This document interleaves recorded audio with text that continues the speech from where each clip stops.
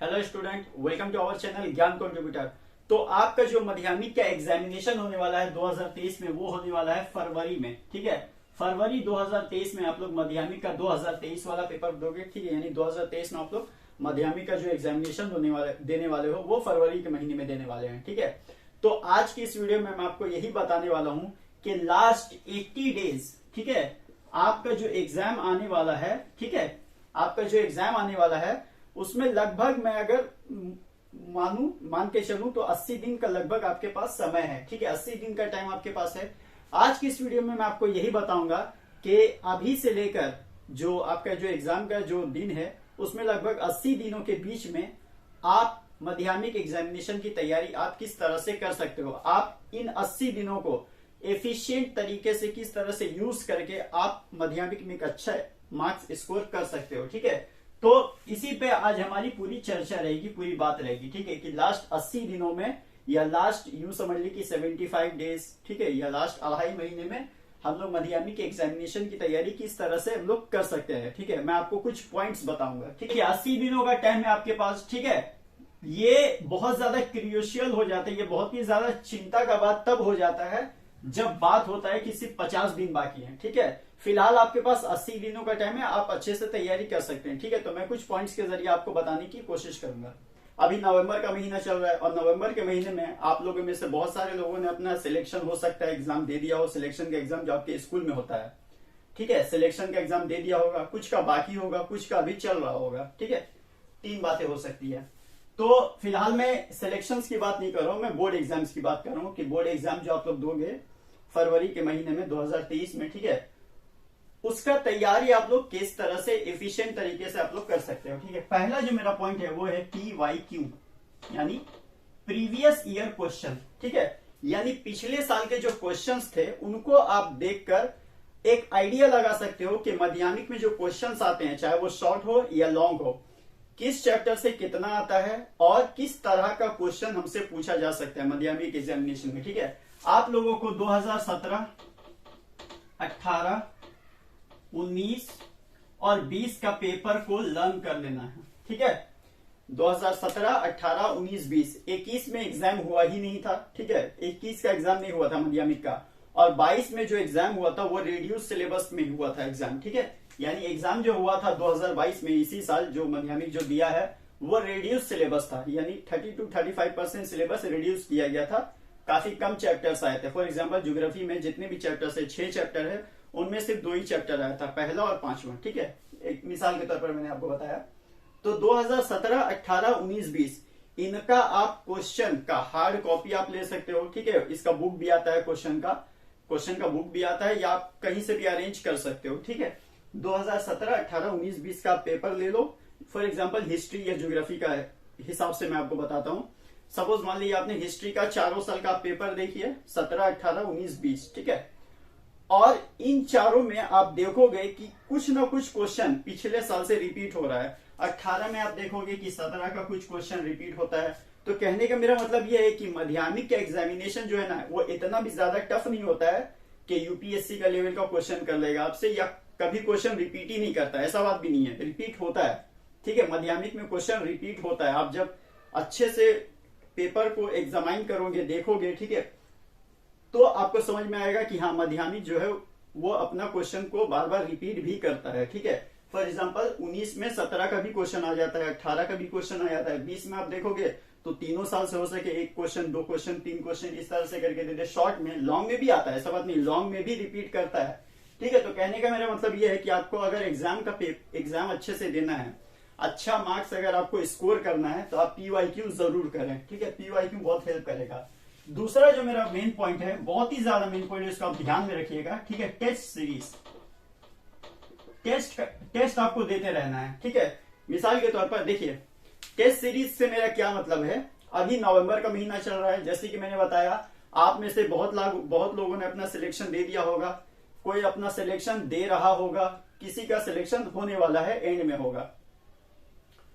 तो अब ये जो टेस्ट सीरीज है ये क्या होता है, देखिए, टेस्ट सीरीज बेसिकली आपको 90 मार्क्स का एक पेपर लेना है अपना।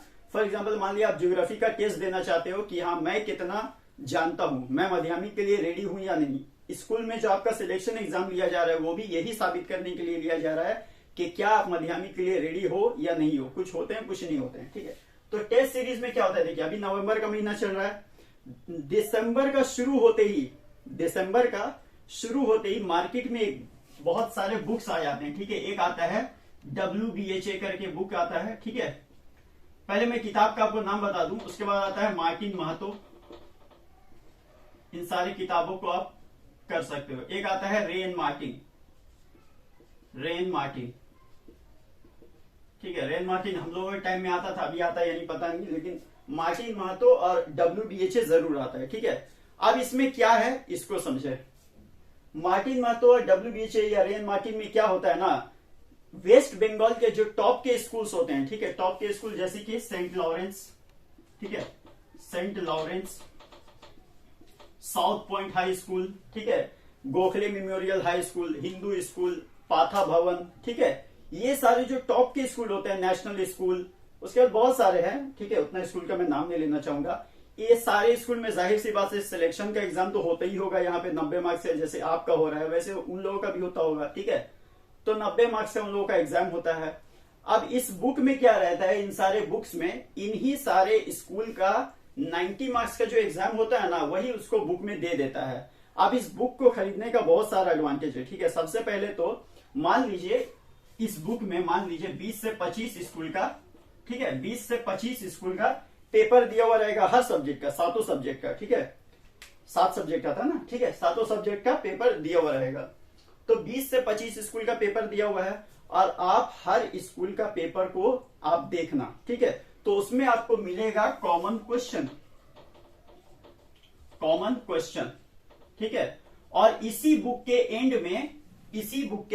एंड में आपको एक फाइनल सजेशन दिया जाता है कि 2023 से रिलेटेड फाइनल सजेशंस क्या क्या हो सकते हैं, ठीक है। और ये बहुत ही ज्यादा हेल्पफुल रहता है, यकीन मानिए, ठीक है। टेस्ट सीरीज में जो आप ये सब करोगे, ठीक है, तो ये इनमें से कोई भी आप एक बुक लेना, उसमें सारे स्कूल का पेपर दिया हुआ रहता है, ठीक है। जैसे मान लीजिए कोई भी एक स्कूल का, जितने भी मैंने स्कूल का आपको नाम लिया, for example south point high school, ठीक है, इसका सिलेक्शन का टेस्ट हुआ। अब वो क्वेश्चन पेपर को इसी बुक में शामिल कर लिया जाता है, ठीक है।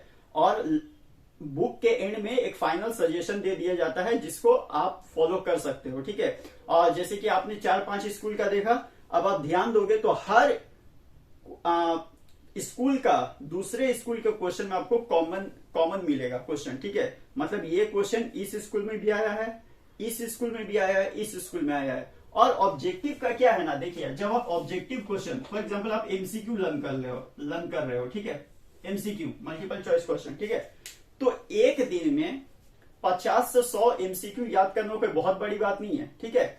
आपका हर पेपर में कुछ ना कुछ MCQs दिया हुआ रहेगा। फॉर एग्जांपल हिस्ट्री के हवाले से मैं बताता हूं, ठीक है, हिस्ट्री के हिसाब से ही हिस्ट्री में जितना भी क्वेश्चन दिया हुआ है, ठीक है, आप जब उसको सॉल्व करते जाओगे ना टेस्ट सीरीज को, जैसे आपने कुछ ना कुछ तो पढ़ा ही होगा ना, ऐसा तो नहीं है कि आप साल भर सोए हुए रहे, आपने कुछ ना कुछ तो पढ़ा ही होगा। जब आप वो टेस्ट सीरीज का बुक लाओगे, ठीक है, PYQ को सॉल्व कर लिया, प्रीवियस ईयर्स क्वेश्चन को 17, 18, 19, 20 का पेपर को आप लोगों ने सॉल्व कर लिया, और अपना भी कुछ पहले से पढ़ा हुआ होगा आपका, है ना।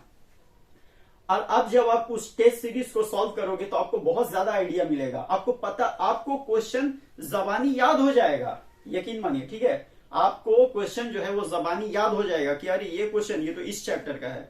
हिस्ट्री का आप कोई भी क्वेश्चन पढ़ोगे ना, आपको पता चल जाएगा कि ये जो क्वेश्चन है ये किस चैप्टर से दिया हुआ है और इस चैप्टर में हुआ क्या था, ठीक है। मैंने अपने टाइम में इन्हीं सारी चीजों को फॉलो किया था, ठीक है, और मेरा अच्छा खासा मार्क्स स्कोर हुआ था। खैर वो मसला भी नहीं है।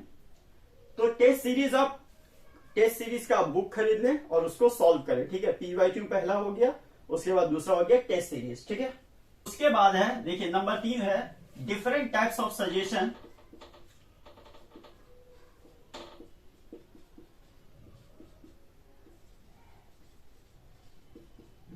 Different types of suggestion from different teachers.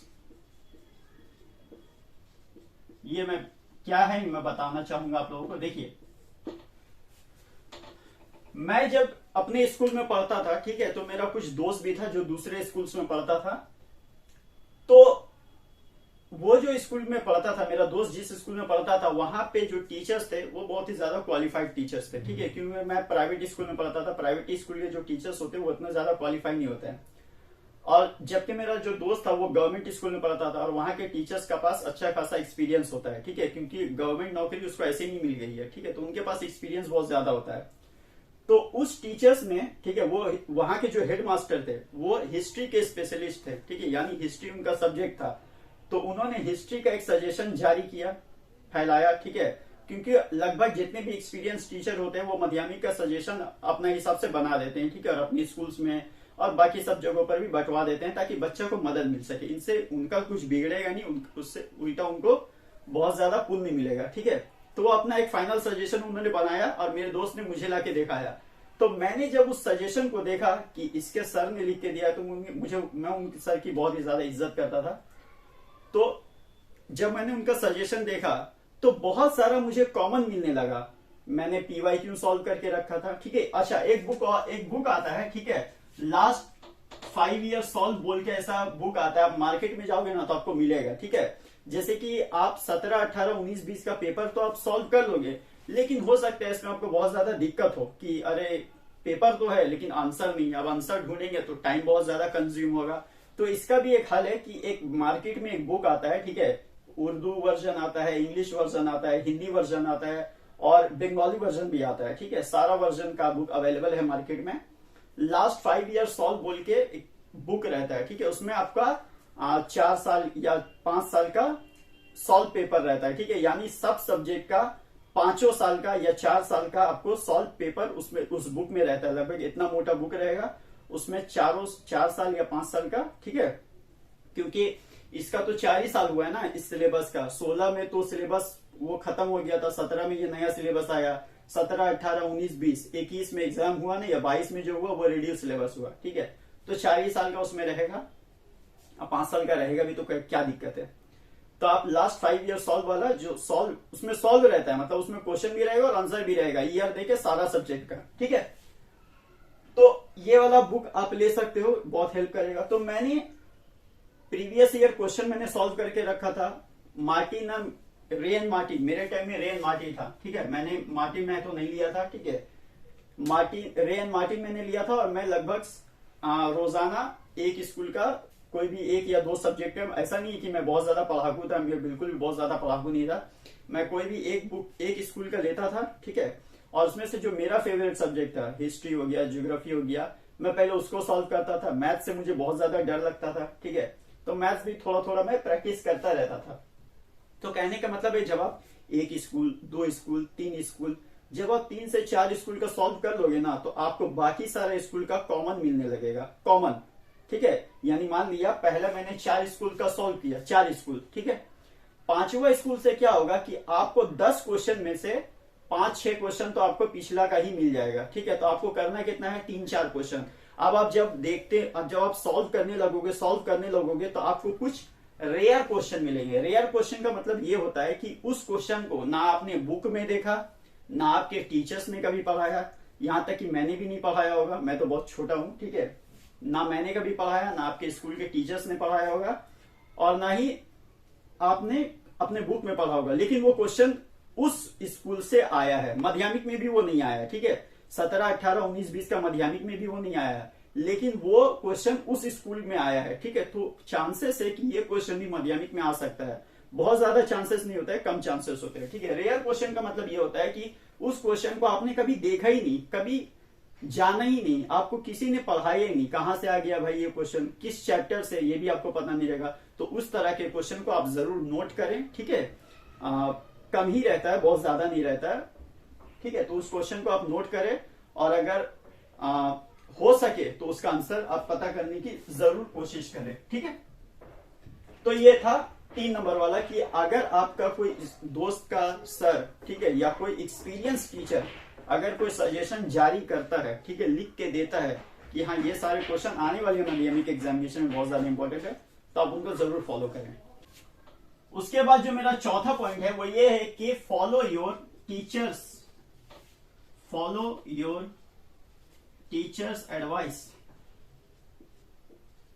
Advice या सजेशन जो भी कहें, ठीक है। तो ये क्या है, ये इसके बारे में आपको बता देता हूं। देखिए, जब कभी भी आपको कोई टॉपिक समझ में नहीं आया, ठीक है, जब मैं मेरे स्कूल में पढ़ता था तो मेरे टीचर्स ने ये कहा था कि जैसे सिलेक्शन का एग्जाम मेरा हो गया, अब स्कूल के मेरे टीचर्स ने मुझसे कहा था कि अगर आपको घर में अगर पढ़ाई में दिक्कत होती है, अगर आपके पास उतना जगह नहीं है कि आप अपने घर में पढ़ाई कर सको, तो स्कूल हमारा बहुत बड़ा है, आप आओ और वहां के किसी भी रूम में आप जाकर पढ़ाई कर सकते हो जो खाली होगा, ठीक है। तो ये जो फैसिलिटी है ये मेरे स्कूल ने मुझे प्रोवाइड की थी, ठीक है। आपके स्कूल भी आपके प्रोवाइड करते होंगे, स्कूल वाला कभी भी ये नहीं चाहेगा कि आप ना पढ़े, ठीक है। तो कहने का मतलब ये है कि हो सकता है आपको ये सुविधा दे, ना भी दे, तो अपने टीचर से एडवाइस जरूर ले। जैसे कि मान लीजिए कोई क्वेश्चन समझ में नहीं आया, तो मेरे टीचर्स मुझसे कहते थे कि अगर कुछ भी समझ में नहीं आया तो आप मुझसे पूछ सकते हो, ठीक है। तो मैं उनके पास जाता था और पूछता भी था, ठीक है। तो आप भी ये काम जरूर करें। अरे स्कूल का ना हो सके तो ट्यूशन से पूछें, किसी से ही पूछें, मुझे कमेंट करें, क्या दिक्कत है, ठीक है। तो अपने टीचर्स का सलाह जरूर ले। ये सारी चीजें आपको करनी है, ठीक है। और क्या नहीं करना है अब उसको समझिए। देखिए, क्या नहीं करना है, अब आपको क्या नहीं करना है उसको समझ लिए, ठीक है। देखिए, आप में से बहुत सारे लोग गलती क्या करते हैं कि पढ़ाई में इतना ज्यादा इन्वॉल्व हो जाता है, नहीं, वो सोचते हैं कि इसको भी कर लें, उसको भी कर लें, अरे ये तो बाकी है, अरे वो तो बाकी है। इतना नहीं करना पड़ता है, ठीक है। आप एग्जाम का मतलब ये होता है कि आपने कितना पढ़ा है और आप कितना मेमोरी में याद कर सकते हो, ठीक है। आप कितना मेमोराइज कर सकते हो। पढ़ाई का मतलब ये नहीं होता कि आपने बहुत सारे बुक्स इकट्ठा कर लिए। मैंने आपको सिर्फ 2 बुक का भी बताया ना, ठीक है। और वो सारे बुक जिनको आप शुरू से पढ़ते आ रहे हो, ठीक है। अगर आप लोगों ने शुरू से पढ़ाई नहीं की है तो ये मेरी गलती नहीं है, ठीक है। तो आपको मैंने सिर्फ 2 बुक बताया, पहला रेन मार्टिन और दूसरा लास्ट 5 ईयर सॉल्व क्वेश्चन, ठीक है। यानी वो PYQ से रिलेटेड हो गया, लास्ट 5 ईयर सॉल्व, और रेन मार्टिन सबसे रिलेटेड हो गया, टेस्ट सीरीज है वो। तो पढ़ाई का मतलब ये नहीं होता है कि आपने 10-20 बुक जमा कर लिए, ढेर सारे नोट्स जमा कर लिए, मोबाइल में आपके बहुत सारे फोल्डर से पढ़ने के लिए, ये नहीं होता। पढ़ाई का मतलब ये होता है कि आप कितना चीज को पढ़कर याद कर सकते हो, ठीक है। आपको एक टॉपिक को 10 बार पढ़ो, लेकिन 10 टॉपिक को एक बार मत पढ़ो, ठीक है। यानी अगर आप खेड़ा सत्याग्रह या चंपारण सत्याग्रह या नॉन कोऑपरेशन मूवमेंट या क्विट इंडिया मूवमेंट, ये सारी जो चीजें हैं इनको आप 10 बार पढ़ो, ठीक है। लेकिन ऐसा ना हो कि आप पूरा बुक को, यानी हर एक चीज को एक एक बार पढ़ रहे हो, ठीक है। कहने का मतलब ये है कि आप एक टॉपिक को 10 बार पढ़ो, लेकिन 10 टॉपिक को एक बार मत पढ़ो, ठीक है। पढ़ाई करना कोई बड़ी बात नहीं है, लेकिन उसको लर्न भी तो करना पड़ता है, मेमोराइज भी तो करना पड़ता है, क्योंकि एग्जाम में तो आपको लिखना है, आपको पढ़ के तो सुनाना है नहीं। बुक आपका सामने, आपने पढ़ा, आपको मार्क्स मिल गया, वहां पे तो मेमोराइज करके कॉन्सेप्ट को समझ के वहां पे लिखना पड़ता है ना, ठीक है। तो इन बातों का आप ख्याल रखेंगे कि बहुत ज्यादा कंफ्यूज नहीं होना है, इतना ज्यादा इन्वॉल्व नहीं हो जाना है कि जो पढ़ा वो भी भूल गया, ठीक है। और जब कभी भी आप पढ़ाई करो, ठीक है, फॉर एग्जाम्पल मैं हर 1 घंटे के हिसाब में मैं बताता हूं, फॉर एवरी 1 आवर, ठीक है, हर 1 घंटा में आप 45 मिनट ही पढ़ाई करो, 45 मिनट ही पढ़ाई करो, बाकी 15 मिनट छोड़ दो। उतना ज्यादा टेंशन लेने की जरूरत नहीं है, ठीक है। टेंशन लेने से पढ़ाई नहीं होता है, टेंशन लेने से उल्टा जो पढ़ा है वो भी भूल जाते हैं, ठीक है। तो टेंशन तो पहली बात लेनी ही नहीं है। हर 1 घंटा में मान लिया आप 4 घंटा पढ़ रहे हो, ठीक है, मिसाल के तौर पर, तो हर 1 घंटा में आप 45 मिनट ही पढ़ो ना। 45 मिनट के बाद दिमाग का सोचने और समझने का सलाहियत खत्म हो जाता है, ठीक है। मतलब सोच सकते हैं, कोई गलत चीज सोच सकते हैं, लेकिन अच्छा चीज आप नहीं सोच पाइएगा। पढ़ाएगा तो बिल्कुल भी नहीं। 30-40 मिनट के बाद तो नींद आने लगती है, 20-25 मिनट बाद आपकी उम्र में नींद आने लगती होगी आप लोगों को, ठीक है। तो हर 1 घंटा में आप 45 मिनट ही पढ़े, 15 मिनट छोड़ दें।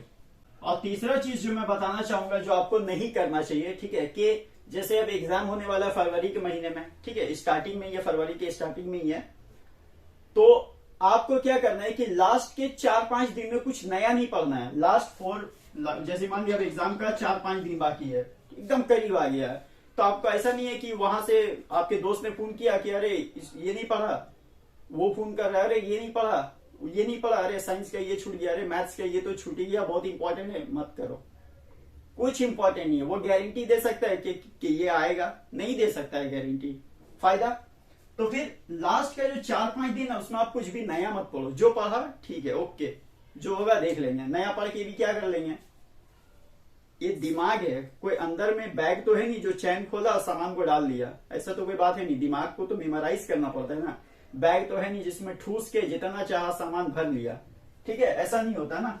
तो 4-5 दिन में आप कुछ भी नया मत पढ़े, जो पढ़ा वो इनफ है, ठीक है। लास्ट 4-5 दिन में आप उसको रिवाइज करें, और जब एग्जाम के और करीब आ जाए, यानी 2 से जब 3 दिन बाकी रहे, ठीक है, ये मेरा चौथा पॉइंट है, जब 2 से 3 दिन बाकी रहे तो आपका जो पहला एग्जाम है, सबका फर्स्ट लैंग्वेज ही रहता है, किसी का हिंदी, किसी का उर्दू, किसी का बंगाली, किसी का इंग्लिश, ठीक है। तो जो पहला रहे, ठीक है, तो जो पहला रहे वो 2-3 दिन तक आप उसको पढ़ें, ठीक है, क्योंकि उसका सिलेबस भी काफी लंबा होता है, मैंने देखा है, ठीक है। मेरा जो सिलेबस था वो भले ही इजी होता है लेकिन लंबा बहुत होता है। तो आप 2 से 3 दिन उसके लिए ही रखे, उसमें फिर किसी और को जगह मत दीजिए, ठीक है। जैसे कि वो फर्स्ट लैंग्वेज वाला कर रहे, उसी में फिर फिजिक्स का भी कुछ बैलेंसिंग कर रहे, मैथ्स का भी अलजेब्रा बना रहे, ट्रिग्नोमेट्री कर रहे, ऐसा मत कीजिए, ठीक है। लास्ट का 2 दिन आप जो पहला एग्जाम होने वाला है उसी के बारे में रखें, ठीक है। और मैं एक वीडियो ऐसा लाऊंगा जिसमें मैं आपको पूरा लगभग मैंने 14 से 15 पॉइंट लिख के रखा है कि माध्यमिक एग्जामिनेशन देने से पहले आपको क्या क्या नहीं करना है, ठीक है, क्या करना है और क्या नहीं करना है, वो भी मैं आपको एक वीडियो में बताऊंगा, उसका एक सेपरेट वीडियो होगा, ठीक है। आई होप ये सारी चीजें आपको समझ में आई होगी, ठीक है। ये जो 4 पॉइंट है ये आपको करना है, ठीक है, और ये जो 4 पॉइंट है ये आपको नहीं करना है, ठीक है। ये हो गया डूज, डज, और ये हो गया डोंट, ठीक है, डज और डोंट, ये आपको नहीं करना और ये आपको करना है, ठीक है। तो आई होप ये सारी चीजें आपको समझ में आई होगी, ठीक है। यहाँ पे मैंने ये भी बताया कि आपको क्या करना है और क्या नहीं करना है, ठीक है। 4 पॉइंट मैंने आपको ये बताया कि क्या करना है, और 4 पॉइंट मैंने आपको बताया कि आपको क्या नहीं करना है, ठीक है। तो आई होप आप इन सारी बातों का आप ख्याल रखेंगे, और आने वाले दिनों में मेरे तरफ से आपको शुभकामनाएं हैं कि आपका सारा जो प्रिपरेशन है वो अच्छा जाए, ठीक है। लास्ट के 50 डेज में, और बहुत क्रूशियल टाइम होता है, ठीक है, बहुत ही इंपॉर्टेंट टाइम होता है, इसको अच्छे से आपको यूज करना चाहिए, ठीक है। इसको बर्बाद मत करो, क्योंकि वक्त जो है ना वो हमको फ्री में जरूर मिला है लेकिन उसका कीमत बहुत ज्यादा है, ठीक है। टाइम हमको फ्री में जरूर मिलता है लेकिन उसका कीमत बहुत ज्यादा है। कीमत इसलिए ज्यादा है क्योंकि एक बार जो टाइम बीत गया वो दोबारा नहीं आ पाएगा, ठीक है, इसीलिए ये बहुत ज्यादा कीमती है। फ्री में जरूर मिला है लेकिन कीमती बहुत है, ठीक है। तो इसीलिए मैं चाहूंगा कि ये 50 दिन का आप अच्छा से यूज करें, एफिशिएंटली आप इसका यूज करें, और अपना एग्जाम को बेहतर से बेहतर बनाने की कोशिश करें, ठीक है। मिलता है आपसे नेक्स्ट वीडियो में, तब तक के लिए bye bye, take care and thank you so much for watching this video.